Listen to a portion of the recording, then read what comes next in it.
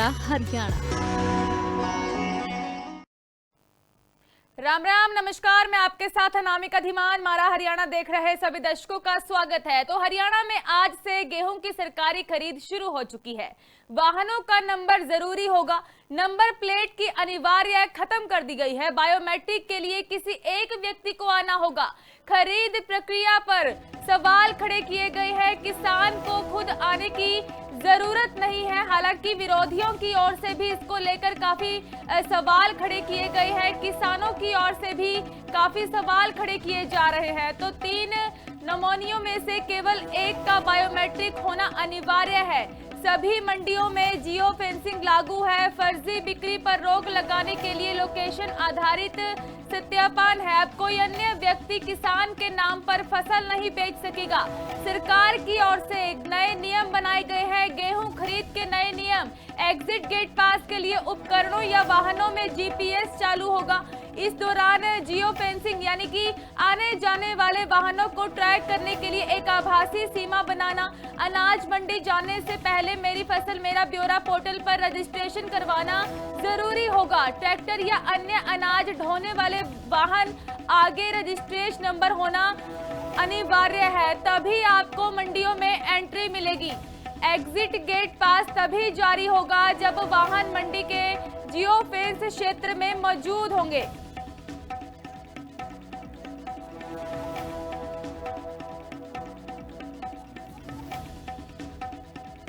तो हरियाणा में सरकारी फसलों की खरीद शुरू हो चुकी है। हमारे साथ फरीदाबाद और नारनौल से सहयोगी गुलशन और फरीदाबाद से जितेंद्र बेनीवाल लाइव जुड़ चुके हैं। सबसे पहले फरीदाबाद का रुख करना चाहेंगे। जितेंद्र, क्या कुछ हालात हैं मंडियों में? कितने किसान अब तक अपनी फसलों को लेकर पहुंच चुके हैं?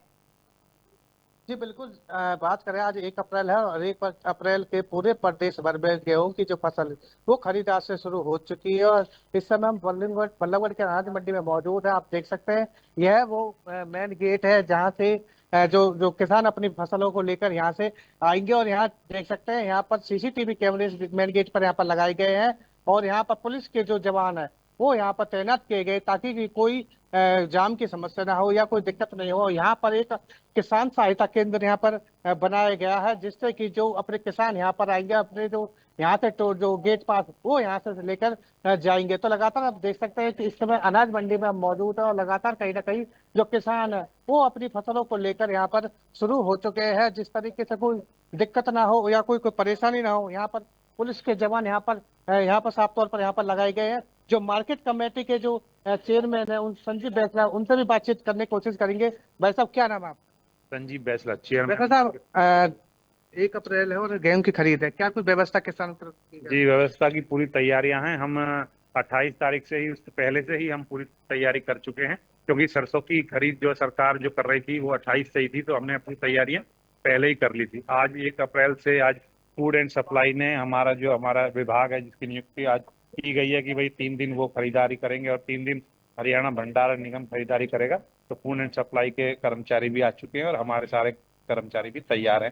किसानों के लिए जो भी व्यवस्था है, पीने के पानी की हो, सफाई की हो, या अटल कैंटीन हमारी चल रही है जिसमें उनके भोजन की व्यवस्था भी है दोपहर के खाने की, तो वो सारी हमने कर दी है। पानी की व्यवस्था कर दी है, मटके वगैरह रखवा दिए हैं, बैठने की व्यवस्था भी है। तो हमारी पूरी कोशिश है कि किसानों को पूरी सुविधाएं मिलें और उन्हें कोई परेशानी ना हो, उनकी समय पर उनकी फसल मंडी में आ जाए, उसका रिकॉर्ड हो जाए और वो ताकि अपनी फसल को चला जाए, उन्हें जल्दी से जल्दी पेमेंट हो सके। बायोमेट्रिक को लेकर क्या क्या जिस तरह के नया नियम बनाया गया है बायोमेट्रिक लेकर, जो किसान अपने फसल लेके आएंगे गेट के तो नंबर प्लेट है वो देखकर, देखिए उसमें भी अभी जैसे पीछे भी कुछ लोगों ने आवाज उठाई थी कि भाई नंबर प्लेट वगैरह, उसमें थोड़ा उनको डर था कि हो सकता है कि इसको 10 साल में ना ले लें, 15 साल में ना ले लें।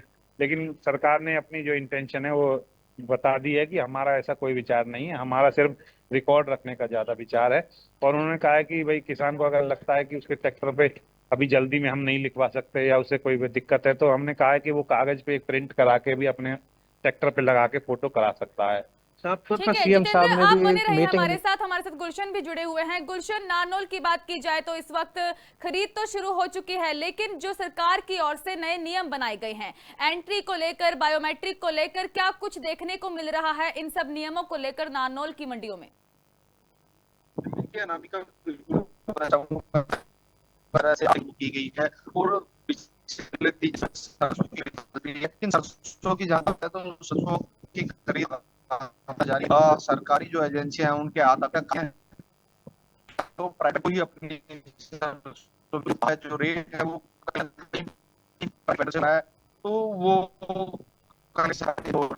गुलशन, आपकी आवाज हमारे तक सही तरीके से पहुंच नहीं पा रही है। एक बार दिखाई किस तरह से जो है मार्केट कमेटी द्वारा हेल्प डेस्क बनाया गया है।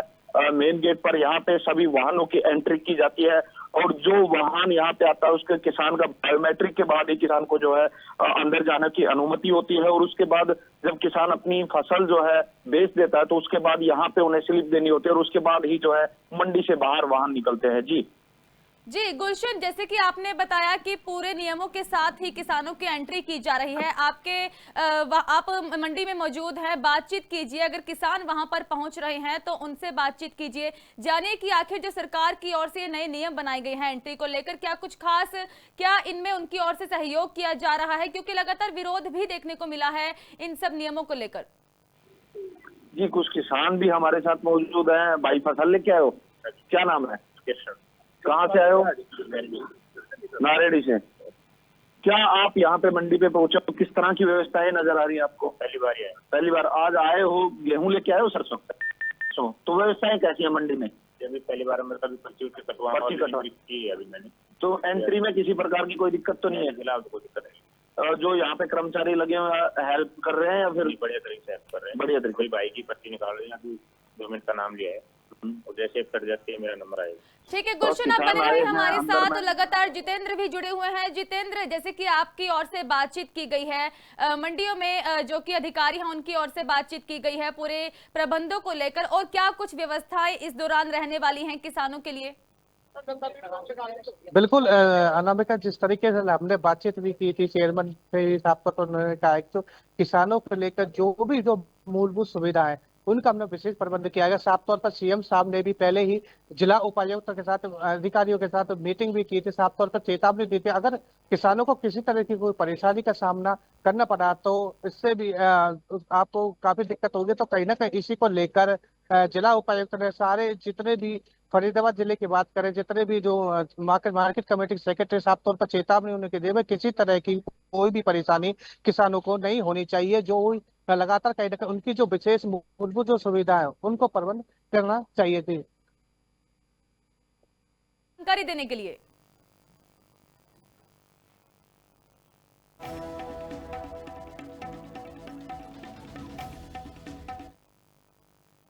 तो फसलों की सरकारी खरीद शुरू हो चुकी है। लगातार सरकार की ओर से नए नियम बनाए गए हैं और इसको लेकर अब किसानों की ओर से विरोध किया जा रहा है। बीकेयू अध्यक्ष गुरनाम सिंह चढ़ूनी की ओर से बड़ा बयान दिया गया, प्रणाली पर चेतावनी दी गई है। कहा कि अधिकारी बेलगाम जारी कर रहे नए फरमान। चढ़ूनी की ओर से बड़ा बयान दिया गया है। गेहूं खरीद की बायोमेट्रिक प्रणाली पर चेतावनी दी गई है। बायोमेट्रिक सिस्टम में सुधार करे सरकार, यह भी कहा गया। किसानों को परेशान न करें, तुरंत यह व्यवस्था बंद की जाए। तो सरकार की ओर से गेहूं खरीद के लिए नए नियम बनाए गए हैं। बायोमेट्रिक का जो कि सरकार की ओर से लागू करने की बात कही गई है कि बायोमेट्रिक के जरिए ही किसानों को मंडियों में एंट्री मिलेगी और इसी के साथ ही रजिस्ट्रेशन करवाना अनिवार्य होगा। एग्जिट गेट पास के लिए उपकरणों या वाहनों से जीपीएस चालू होने की बात कही गई है सरकार की ओर से। जियो फेंसिंग, आने जाने वाले वाहनों को ट्रैक करने के लिए एक आभासी सीमा बनाना, यह भी अनिवार्य किया गया है। तो इसको लेकर गुरनाम सिंह चढ़ूनी की ओर से चेतावनी दी गई है, सरकार को बड़ा बयान दिया गया है। देखो, बात नहीं है कि हम किसानों को परेशान कर लहू पिए उनका। हम अपनी फसल बेच रहे हैं, हमारा अधिकार है अपनी फसल बेचने का। आप हरियाणा के किसान को दुखी करोगे, दूसरे स्टेटों के किसानों को सुविधा दोगे। मूर्ख बना के रख दिया हमारा जगह जगह पे। जिस घोटाले को पकड़वा रहे हैं उस पर कार्रवाई नहीं कर रहे हैं और ठोक दिया हमारे ऊपर। सुधर जाइए, इसको बंद करिए इस ड्रामे को। ये 3 आदमी का गुट्ठा लगेगा, कहाँ से लाएंगे आदमी तो जीरी की ट्राली घेरता अपने घर चला जाता है, पीछे से तुलते रहती है उसकी। क्यों किसान क्या करता है? ढेरी पे आधे किसान है जो अपने घर चले जाते हैं। कोई नौकरी वाला है, कोई किसी काम वाला है, तो ये ड्रामे क्यों कर रहे हैं भाई? और इसमें क्या फर्क पड़ जाएगा? जिसने पोर्टल करवाया वही अंगूठा लगा देगा जाके चोरी वाला। तो उसके लिए क्या दिक्कत कर खड़ी करी आपने? उसको तो कोई परेशानी नहीं है, जिसको अवैध काम करना है खाली रास्ते निकालते हैं, उनके लिए बेवकूफ बनाते हैं। हमारा सुधार करिए इस चीज के अंदर, चेतावनी है हमारी सरकार को, वरना वैसी पंगे मत कराया करो फिजूल के। हरियाणा में लगातार मौसम बदल रहा है। जहां पर लोगों को गर्मी से राहत मिल रही है, वहीं पर अन्नदाता इस कुदरत के कहर से परेशान हैं। बारिश से फसलें पकी हुई बर्बाद हो रही हैं, नुकसान हो रहा है। हिसार, सिरसा, फतेहाबाद, रेवाड़ी में किसानों को नुकसान हुआ। खड़ी गेहूं, सरसों और चने की फसल खराब हो चुकी है। मौसम विज्ञान केंद्र चंडीगढ़ के मुताबिक 1 और 2 अप्रैल को प्रदेश में मौसम सही रहेगा। इसके बाद 3 और 4 अप्रैल को मौसम फिर से बदलेगा, जिससे बारिश और ओलावृष्टि की संभावना है और इसको लेकर किसान काफी परेशान नजर आ रहे हैं, चिंतित हैं। फसलें खराब हो रही हैं। जहां एक तरफ लोगों को गर्मी से राहत मिल रही है, सुहावने मौसम का लोग आनंद ले रहे हैं, वहीं यह मौसम, यह बारिश, यह ओलावृष्टि किसानों के लिए मुसीबत बनकर आई है। इस बेमौसम बारिश से किसानों का 80% नुकसान हो गया जी। और इससे पहले जल भराव के कारण मतलब फसल नहीं बोई गई थी, जो बोई थी वो ख़राब हो गई थी। और अब इसमें ये सारी बिछ गई फसलें, इसमें नहीं दाना है। हम सरकार से मांग करना चाहते हैं कि हमारे को उचित मुआवजा दिया जाए, क्योंकि दोनों फसल ख़राब हो चुकी थी हमारे गांव की। इससे बहुत असर पड़ रहा है किसानों को। सब फसल आडी पड़ गई है जी, उनमें दाने नहीं हैं बालियों में, और नीचे से ख़राब हो रही है सभी घनी सारी सब क्या। हाँ जी, 80% के लगभग ख़राब हो रही है। जो पछेती बोई थी बारिश की वजह से बोई भी पछेती थी, और उसमें दाने भी नहीं है। सरकार से जी मुआवजा चाहते हैं, फसल का मुआवजा मिल जाए जमींदारों को। फसल में बहुत ज़्यादा नुकसान है बेमौसम की बारिश से। इससे सारी फसल नीचे पड़ी है, उसमें दाना नहीं है और उसमें बहुत ज़्यादा नुकसान है। हम सरकार से ये कहेंगे जी, इसका मुआवजा की अपील करेंगे, इसको मुआवजा दिया जाए। इसमें गरीब आदमियों का भी है, 1 किले बोने वाला भी है, कोई 2 किले बोने वाला है, उसको सबको मुआवजा, जो मेहनत है वो हाँ मेहनत है वो वसूल हो जाए उसकी मुआवजा मिलने से। पलवल में बारिश ने पोल खोल दी है प्रशासन और मार्केट कमेटी के दावों की। तो 99 एकड़ अनाज मंडी में खुले पड़ी में गेहूं फसल भीग चुकी है। बारिश का पानी अनाज की ढेरियों में घुसा है। आनन फानन में मजदूर लगातार पानी निकालने की कोशिश कर रहे हैं। ढेरियों के नीचे से पानी का जो कि निकाला जा रहा है। बारिश का पानी भर चुका है। तस्वीरें आप देख सकते हैं, जहां एक तरफ प्रदेश भर की मंडियों में सरकारी खरीद शुरू हो चुकी है, फसलों की खरीद शुरू हो चुकी है, वहीं पर मंडियों में यह खुले में पड़ी फसल जो कि गेहूं खराब हो चुकी है। पलवल की तस्वीरें जहां पर प्रशासन के दावों की पोल खुलती हुई नजर आ रही है। फसल के रखरखाव के दावे सारे फेल हुए हैं। प्रशासन ने पहल के आधार पर यह इंतजाम यहां नहीं किए गए, सवाल भी खड़े किए जा रहे हैं। फसल के रखरखाव के लिए सारे दावे फेल हो चुके हैं। कुछ सुविधा के नाम पे कुछ भी नहीं है जी। आप सामने देखने चौरे में खाली पड़े हो, पानी भरे पड़े हो, नीचे अनाज के यहाँ क्या सुविधा आपको क्या सुविधा दी है? कोई सुविधा नहीं, कोई सुविधा तो पूरा अनाज खराब हो गया। हाँ जी बिल्कुल। और सरकार के पीछे जी खरीदे ना खरीदे जी, हम तो मजदूर मर नहीं है, किसान आदमी को तो सरकारी मार दी, भगवान मारो। तो आपका अनाज खराब हो चुका? हाँ जी, खराब अनाज है वो देखो, पूरा अनाज खराब है। सरकार का कोई सुविधा नहीं है, किसान के ना कोई आड़े कोई सुविधा नहीं है। चौरे में नाज पड़ी हुई, नाज खराब है। अब बारिश हो रही है, कल से सरकार नाज खरीदेंगे, क्या सरकार नाज खरीदेगी किसान को? कोई इंतजाम नहीं है, कोई इंतजाम। तो फसल भीग चुकी है आपकी? फसल भीग की पूरी ट्रॉली में नाज भीगो खड़े हुए हैं। अब सरकार अनाज खरीदे कल से। अब बारिश हो रही है, किसान के हाथ में, सरकार के हाथ में, लेकिन सरकार ने 1 तारीख की 1 तारीख से नाज खरीदेंगे, तो 1 तारीख से कल से सरकार नाज खरीदे हमारी।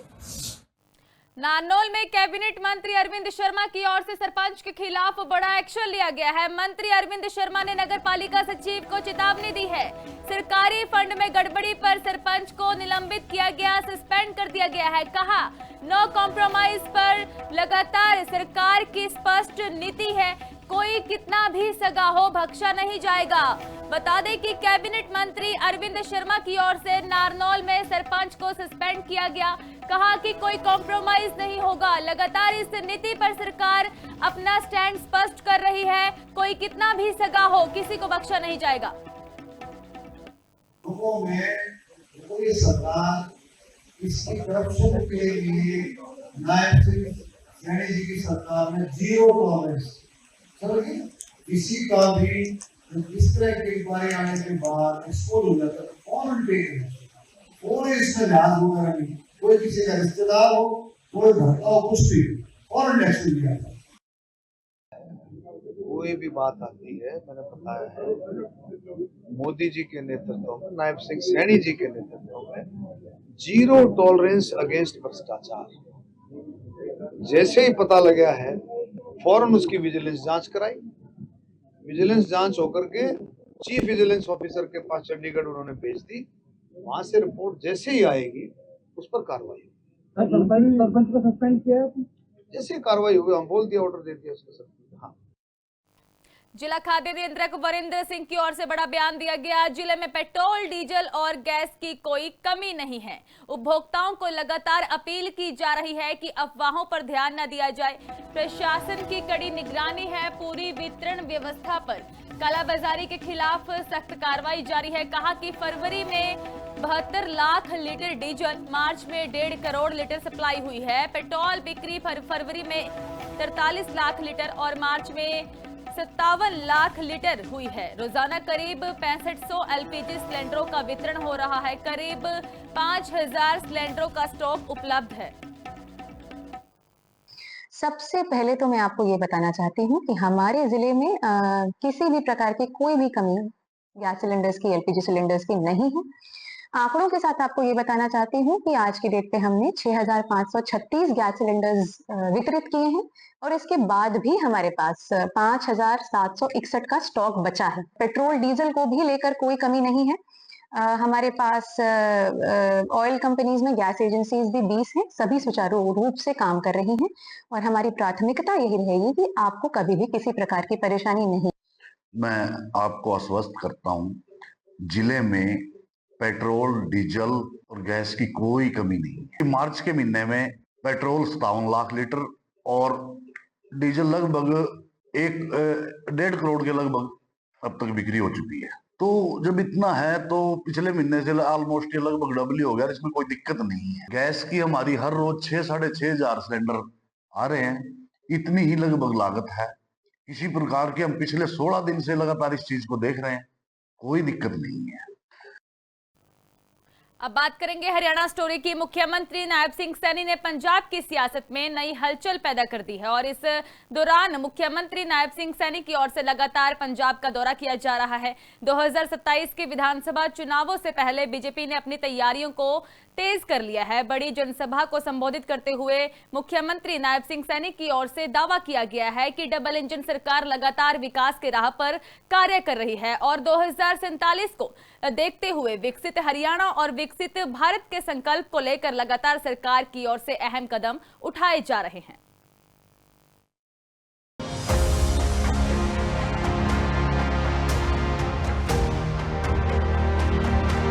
2027 में आगामी विधानसभा चुनाव को देखते हुए पंजाब की सियासत में हलचलें तेज हैं। इसी बीच कुराली में बीजेपी की तरफ से एक बड़ी जनसभा आयोजित की गई, जिसमें हरियाणा के मुख्यमंत्री नायब सिंह सैनी ने शिरकत कर राजनीतिक माहौल को और ज्यादा गरमा दिया। इस दौरान मंच पर बीजेपी की पंजाब इकाई के अध्यक्ष सुनील जाखड़ और राज्य के कार्यकारी अध्यक्ष अश्विनी शर्मा भी मौजूद रहे, जिन्होंने कार्यकर्ताओं में जोश भरते हुए आगामी चुनावों को बेहद अहम बताया। इस रैली के जरिए बीजेपी ने साफ संकेत दिया है कि वो 2027 के विधानसभा चुनावों के लिए पूरी ताकत के साथ मैदान में उतर चुकी है और डबल इंजन सरकार के नारे के साथ पंजाब में अपनी पकड़ मजबूत करने की कोशिश कर रही है। इस दौरान मुख्यमंत्री नायब सिंह सैनी ने कहा कि हम ऐसे दौर में जी रहे हैं जहां जागरूक जनता देखती है, समझती है और अपने अनुभव के आधार पर फैसला लेती है। आज हरियाणा की धरती तो आप दे विच जो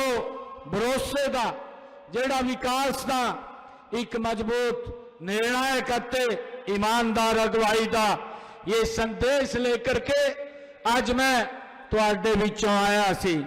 ये भविष्य दिशा तय करने दा एक इतिहासिक मौका है।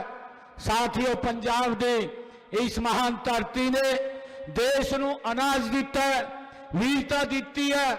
इस महान धरती ने बलिदान दिता है। आज इसे पंजाब ਨੂੰ एक नई दिशा, नवी ऊर्जा ਅਤੇ मजबूत डबल इंजन की सरकार, इस पंजाब ਨੂੰ डबल इंजन सरकार की ਅੱਜ ਲੋੜ है।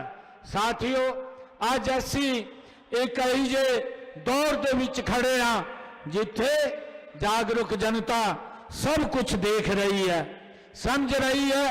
साथियों, आते अपने तजुर्बे के आधार पे साथियों फैसला ले रही है।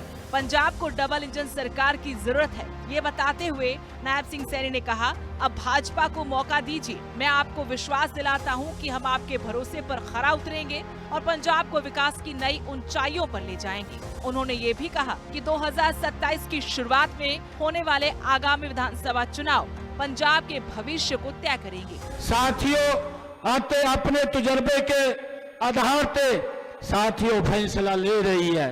पंजाब की जनता ने पहला कांग्रेस ਨੂੰ मौका दिता है। साथियों, मैं ਤੁਹਾਨੂੰ ਇਹ ਗੱਲ ਪੁੱਛਣਾ ਚਾਹੁੰਦਾ कि ਤੁਸੀਂ ਕੀ ਮਿਲਿਆ ਜਦੋਂ ਇੱਥੇ ਕਾਂਗਰਸ ਦੀ ਸਰਕਾਰ ਸੀ। मैं ਦੱਸਦਾ ਹਾਂ कि ਤੁਹਾਨੂੰ पंजाब ਨੂੰ ਕਾਂਗਰਸ ਦੀ ਸਰਕਾਰ ਦੇ ਵਿੱਚ जो मिलिया ਉਹ ਭ੍ਰਿਸ਼ਟਾਚਾਰ मिलिया, परिवारवाद मिलिया।